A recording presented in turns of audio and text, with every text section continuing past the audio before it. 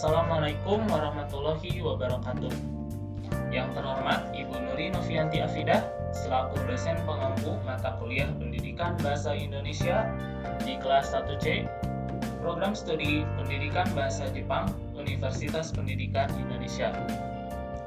Yang terhormat dan saya banggakan teman-teman di kelas 1C. Saya Muhammad Fikri Takyudin dengan nomor induk mahasiswa 2001503, Program Studi Pendidikan Bahasa Jepang kelas 1C, Universitas Pendidikan Indonesia, akan mempresentasikan hasil artikel jurnal saya yang berjudul Fenomena Budaya Populer Jepang Anime di Kalangan Masyarakat Indonesia. Sebelumnya, saya akan menjabarkan terlebih dahulu sistematika penulisan yang saya gunakan dan juga akan menjadi acuan dari topik yang akan dibahas nanti. Sistematika penulisan yang saya gunakan dan juga topik yang akan saya bahas adalah abstrak. Dilanjutkan dengan pendahuluan, lalu anime sebagai budaya populer dari Jepang, kemudian perkembangan anime di Indonesia, dan diakhiri dengan penutup. Kita mulai dengan bagian pertama, yaitu abstrak. Anime merupakan animasi yang menjadi bagian dari budaya populer yang berasal dari Jepang. Anime sendiri berkembang di Indonesia melalui media-media massa yang tersedia di Indonesia, contohnya saja televisi dan juga internet. Anime sendiri mudah diterima oleh masyarakat, terutama kalangan remaja dan anak-anak, karena mereka memiliki kesukaan tersendiri terhadap anime. Namun, seperti halnya hal-hal yang masuk ke Indonesia di era globalisasi ini, anime memiliki sisi positif dan negatif yang tidak luput dari perhatian masyarakat. Kita berlanjut kepada bagian kedua, yaitu pendahuluan. Anime merupakan salah satu ragam budaya populer Jepang yang masuk ke Indonesia, selain musik, literatur, dan lain sebagainya. Anime masuk ke Indonesia melalui media kaset video dan televisi pada awalnya, di saat teknologi belum maju seperti sekarang. Seiring berjalannya waktu, tayangan anime di pertelevisian Indonesia mulai berkurang karena minat penonton yang mulai beralih, dan juga ada pengaruh dari internet yang sudah mulai berkembang di Indonesia. Dari yang tadinya anime berkembang melalui televisi, berpindah kepada internet. Ini dibuktikan dengan terbentuknya fansub yang bertujuan untuk mentranslasikan berbagai anime ke dalam bahasa Indonesia dengan cara memasukkan takarir bahasa Indonesia ke dalam video anime yang tersedia di internet, kemudian menyebarkannya di situs-situs web. Selain itu, di saat yang sama, dikarenakan masyarakat Indonesia mungkin sudah mulai jenuh dengan pertelevisian nasional, kemudian tumbuhlah minat masyarakat Indonesia terhadap televisi kabel yang berbayar. Di dalam televisi kabel tersebut pun ada pula saluran-saluran yang khusus untuk menayangkan anime. Seiring perkembangan fasilitas internet di Indonesia yang semakin baik, kemudian mulai juga berjamurnya platform streaming seperti Netflix. Perkembangan anime di Indonesia pun berkembang lebih jauh lagi, dikarenakan platform streaming seperti ini ikut menayangkan anime-anime karena mereka tahu Indonesia merupakan pasar yang potensial untuk anime. Pembahasan saya kali ini adalah bagaimana anime bisa berkembang di Indonesia, kemudian apa pengaruhnya terhadap selera hiburan masyarakat Indonesia dan budaya yang ada di Indonesia. Kita masuk ke bagian ketiga, yaitu anime sebagai budaya populer dari Jepang. Sebelumnya saya akan membahas tentang budaya populer terlebih dahulu. Budaya populer adalah budaya massa yang biasanya dinikmati atau dipraktekkan oleh masyarakat umum dari berbagai lapisan. Lapisannya itu sendiri dimulai dari masyarakat kelas atas, kelas tengah, ataupun kelas bawah, dan disebarluaskan oleh media massa. Sehingga budaya populer sendiri tingkat penyebarannya sangat luas dan tingkat penerimaan masyarakatnya sangat besar. Anime merupakan salah satu dari sebagian budaya populer yang ada di dunia ini. Menurut Kamus Besar Bahasa Indonesia, anime merupakan animasi atau kartun khas Jepang.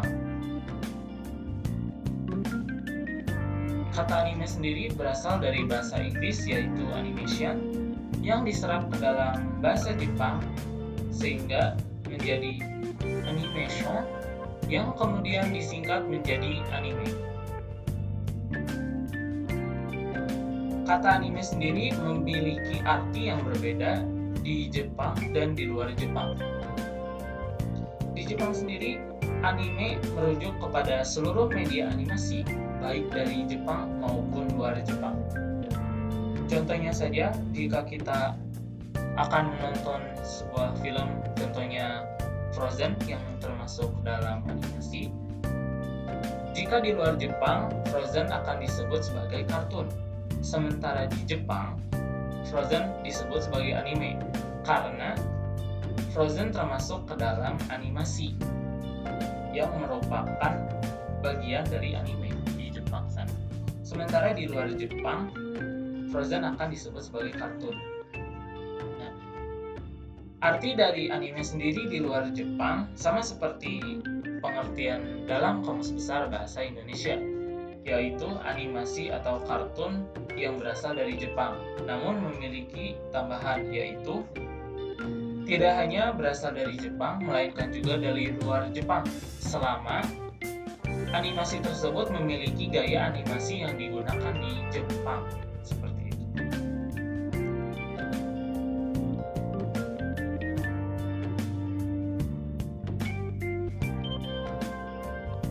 Pada abad ke-20, anime mulai berkembang di Jepang. Ditandai dengan adanya sebuah anime berjudul Katsuro Sashin pada 1907. Katsuro Sashin ini tidak diketahui siapa pembuatnya, namun ini menjadi titik awal perkembangan anime di Jepang. Loncat kepada tahun 1930-an, anime mulai berkembang sebagai alternatif film dengan pemeran manusia, dengan tujuan sebagai edukasi dan propaganda. Seperti yang kita tahu, pada tahun 1930-an sedang terjadi Perang Dunia Kedua, di mana Jepang menjadi salah satu pihak yang melawan sekutu. Mereka pun menggunakan anime sebagai bagian dari propaganda perang tersebut dan juga menjadi edukasi bagi masyarakat. Tahun 1960-an, pasca Perang Dunia Kedua, anime pun beralih fungsi menjadi hiburan masyarakat Jepang. Ini ditandai dengan dirilisnya sebuah anime berjudul Astro Boy, di mana ini merupakan adaptasi dari komik yang dibuat oleh Tezuka Osamu.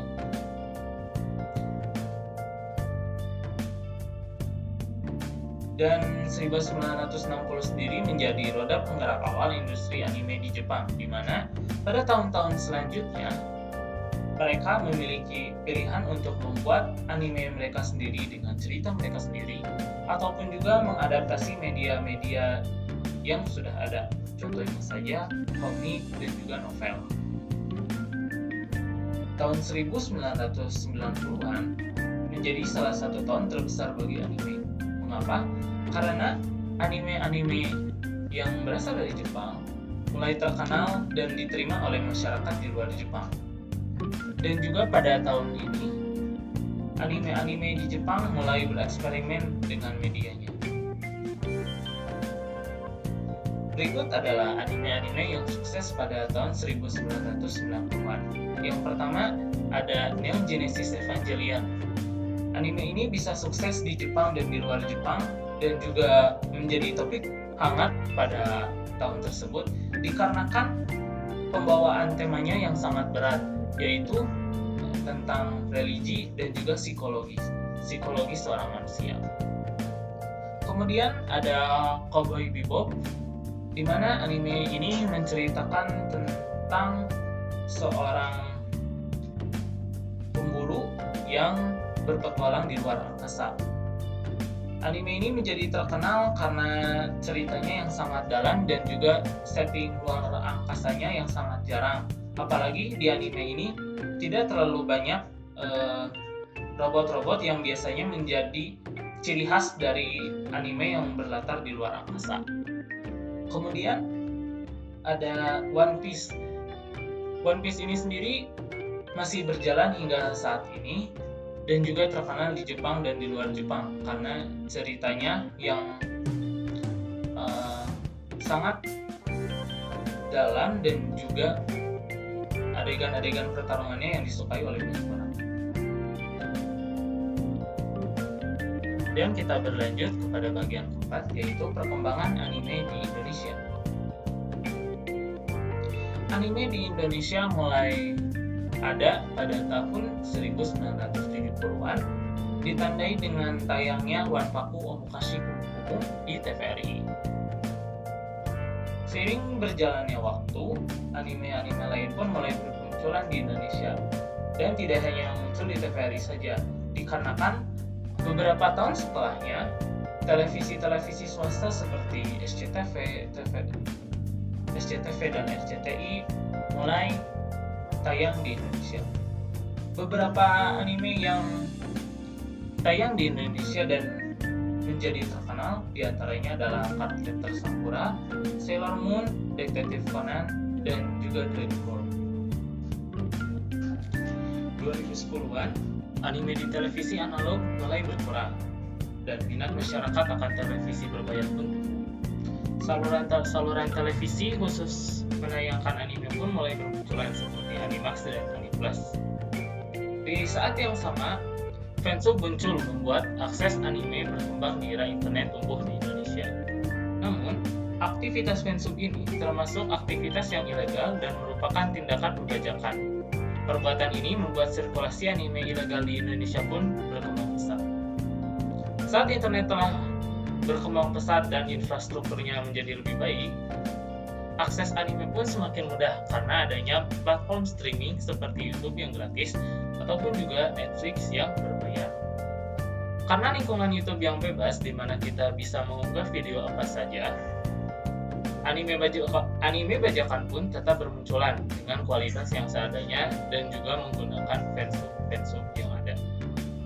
Namun beberapa waktu belakangan ini muncul saluran YouTube yang menayangkan anime legal dan memiliki kualitas yang baik.